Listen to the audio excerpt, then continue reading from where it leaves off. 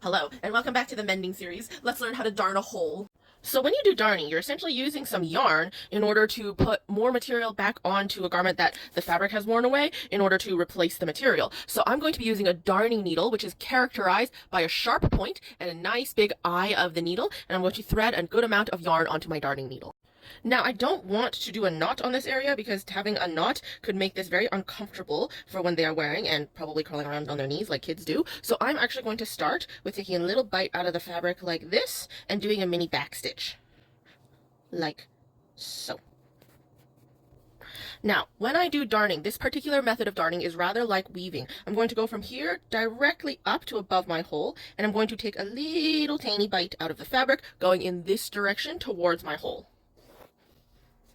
And then after that, I'm going to go directly down, and I'm going to do the same thing, and I'm going to keep doing that all the way across the actual hole.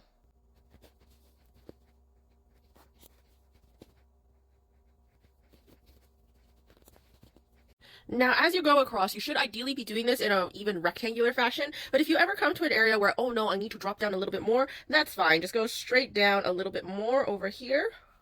And then we will keep going as if it's a rectangle, just a slightly different shaped rectangle from here on out.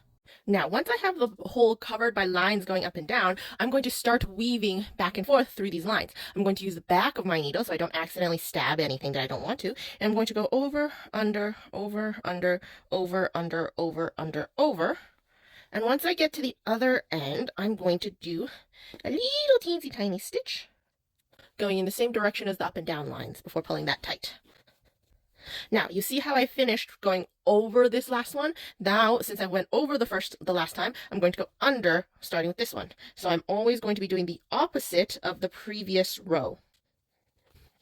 And now once I get to this other side, I can do the same thing. I could do a little tiny stitch within the fabric.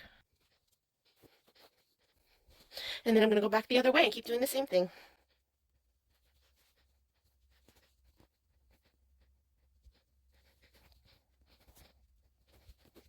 Now, once I've done this little extension area down, I'm going to do the exact same thing, but through all of the stitches all the way over to this side now.